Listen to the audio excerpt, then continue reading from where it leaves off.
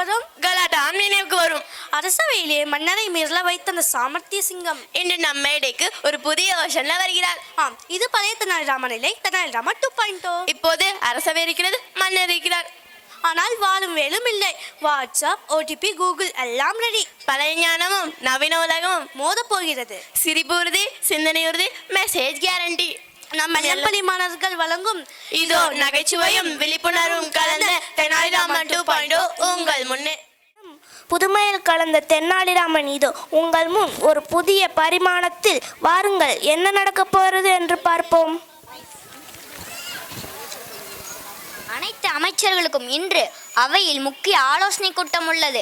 அனைவரும் வர வேண்டும் என்ற செய்தியை காவலர் மூலமாக கூறச் சொன்னேனே, அந்த செய்தியை நீங்க தெரிவித்தீர்களா? மெசேஜ் வாட்ஸ்அப் குரூப்பில் அனுப்பியாச்சு மன்னா.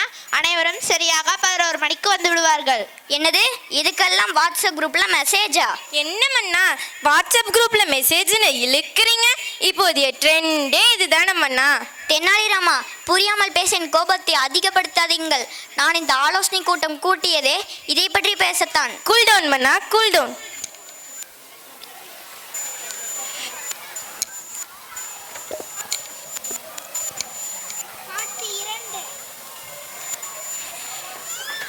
அனைவரும் வந்து விட்டார்களா? இந்த அரசவைக்கு வந்த சோதனையை பார்த்தீங்களா தென்னாலி? நான் என்ன கேட்டுக்கொண்டிருக்கிறேன், இவர்களெல்லாம் என்ன செய்து கொண்டிருக்கிறார்கள்? குனிந்த தலை நிமிராமல் அப்படி எந்த புதையலை தேடிக்கொண்டிருக்கிறார்கள்? கோபப்பட வேண்டாம் அண்ணா, விசாரிக்கலாம் வாருங்கள். அனைவரும் என்ன செய்து கொண்டிருக்கிறீர்கள்? அப்படி என்ன மும்மரமாக கைபேசியை பார்த்து கொண்டிருக்கிறீர்கள்?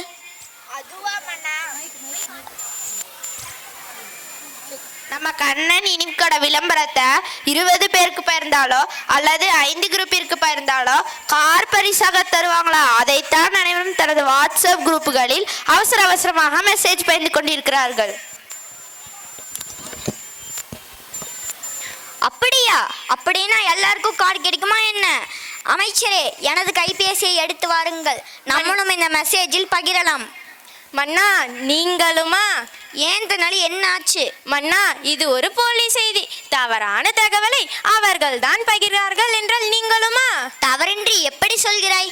உண்மையாக இருப்பதனால்தான் அனைவரும் இந்த மெசேஜில் பகிர்ந்து கொண்டிருக்கிறார்கள். மன்னா, இது ஒரு விளம்பர யுக்தி மட்டும்தான். ஆசை வலை யாரை விட்டது, அதில் எல்லோரும் மாட்டிக்கொள்கிறார்கள். தென்னாலி, நீ யாரை கொடிப்பிடிக்கிறாய்? பொதுவாக கூறினேன் மன்னா.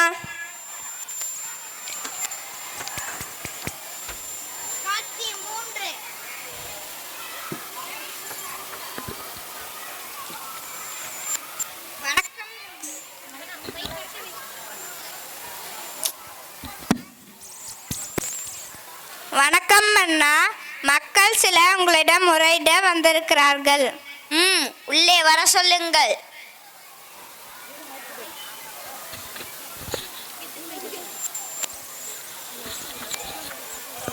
மன்னா மன்னா, எங்கள் குறையை கேளுங்கள். நன்றாக இருக்கும் பொழுது ஒருவரும் மன்னரிடம் வருவதில்லை. பிரச்சனை என்றால் மட்டும் வருவார்கள். மன்னா, என்னுடைய வங்கி கணக்கில் இருந்த அத்தனை பணமும் காணாமல் போய்விட்டது. என்ன, உங்க வங்கி கணக்கில் இருக்க பணம் உங்களுக்கே தெரியாம எப்படி காணாம போகும்? வங்கி கணக்கில் பணம் இருப்பதாக கனவு கண்டிருப்பாராக இருக்கும். கிண்டல் செய்யாதீர்கள் புலவரே, நானே வேதனையில் இருக்கிறேன். என்னவாயிற்று? பதட்டப்படாமல் கூறுங்கள், கேட்போம். இன்று காலை எனக்கு ஒரு அழைப்பு வந்தது. எனக்கும் வந்தது மன்னா. அது சரி, உனக்கும் வந்ததா? சரி, அந்த அழைப்பில் என்ன கூறினார்கள்?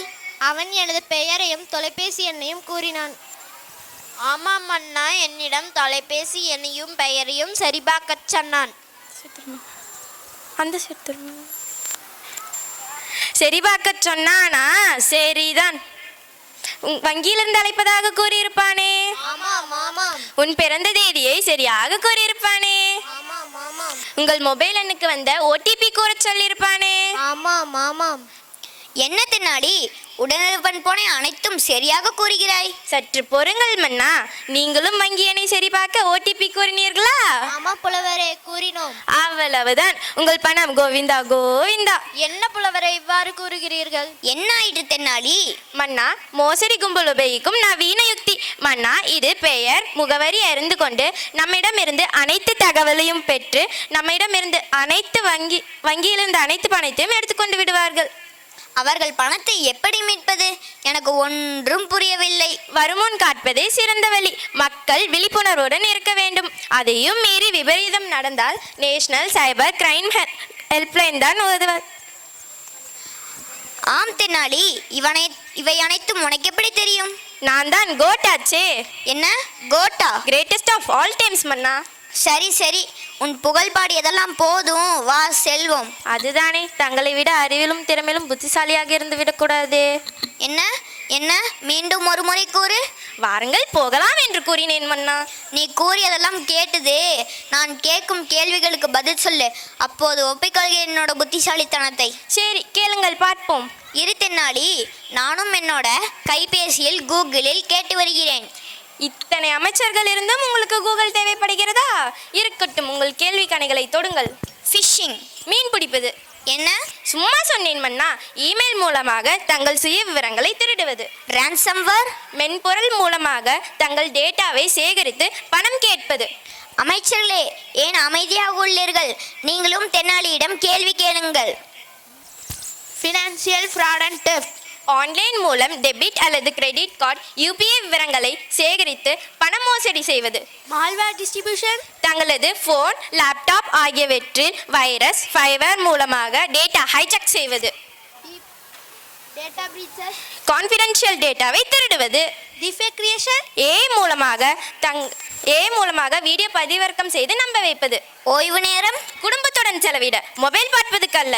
ஏமாறுவது, விழிப்புணர்வில்லாத மக்கள். ஏமாற்றுவது, மோசடி கும்பல். மக்களுக்கு தேவை சைபர் கிரைம் பற்றிய விழிப்புணர்வு. கேள்விக்கு நீங்கள், பதிலுக்கு நான்.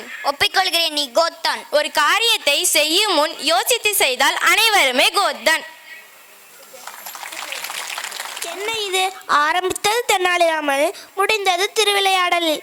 இக்கதையின் கருத்து, இனிமேலாவது மக்கள் அனைவரும் கால்ஸ், மெசேஜ், வீடியோ மூலம் ஏமாறாமல் விழிப்புணர்வுடன் இருக்க வேண்டும். இந்த காலத்தில் எவ்வளவு விழிப்புணர்வு வீடியோ போடுறாங்க, அப்பவும் இவங்க மாற மாட்டேங்கிறாங்க. ஏமாறுபவள் இருக்கும் வரை ஏமாற்றுபவள் இருந்து கொண்டே தான் இருப்பார்கள். மக்கள் விழிப்புணர்வுடன் இருக்க வேண்டும். நன்றி.